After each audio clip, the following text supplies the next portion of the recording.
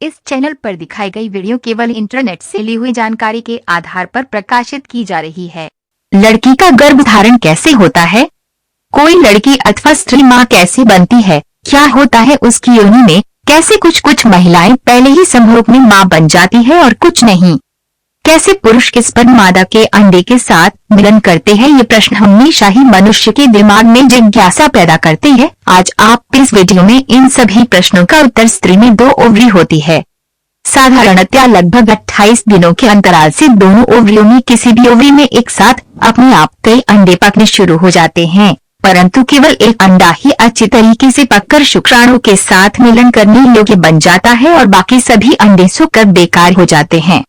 मासिक धर्म के प्राय 10 दिन बाद डिम, जिसे स्त्री का अंडा भी कहते हैं, स्त्री की ओवरी से बाहर निकलता है। इस प्रोसेस को ओवुलेशन क्रिया कहते हैं।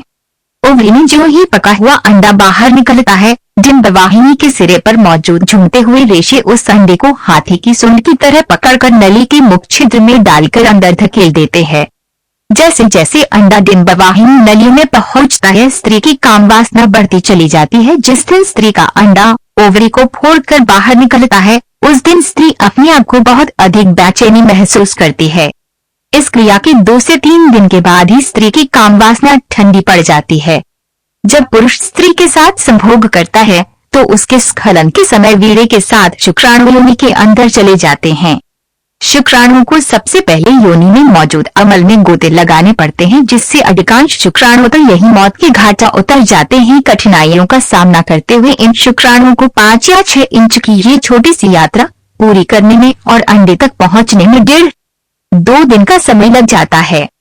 पुरुष का कोई शुक्राणु जैसे ही अंडे के पास पहुंचता है, वह स्त्री के अंडे का आकर्षक बल को महसूस कर लेता है और बहुत अधिक व्याकुलता के साथ आलिंगन करता है। कुछ ही दिन में नन्हा सा शुक्राणु अपने तीर जैसे नुकीले सिरे को अंडे की खाल में खोद देकर और फिर घूम कर अंडे की दीवार में छेद करता हुआ अंदर घुस जाता है।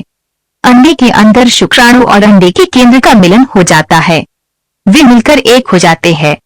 इसी क्रिया का स्त्री का गर्भाधान करते हैं। प्रकृति करोड़ों स्पर्म में से एक स्पर्म और सैकड़ों अंडे में से किसी एक अंडे को ही मिलन का मौका देती है।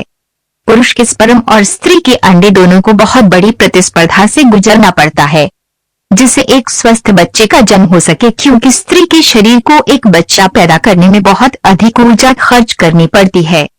पुरुष के शुक्राणु योनि में 2 से 3 दिन तक ही जीवित रह सकते हैं और स्त्री का अंडा ओवुलेशन क्रिया के बाद अधिक से अधिक 1 से 2 दिन ही जीवित रह सकता है। अगर इस दौरान स्त्री के अंडे का मिलन पुरुष के स्पर्म के साथ नहीं हो पाता है, तो स्त्री का अंडा टूटकर 15 दिन के बाद एमसी के रूप में बाहर निकल जाता है और स्त्री का शरीर नए गर्भाधान की तैयारी करने लगता है।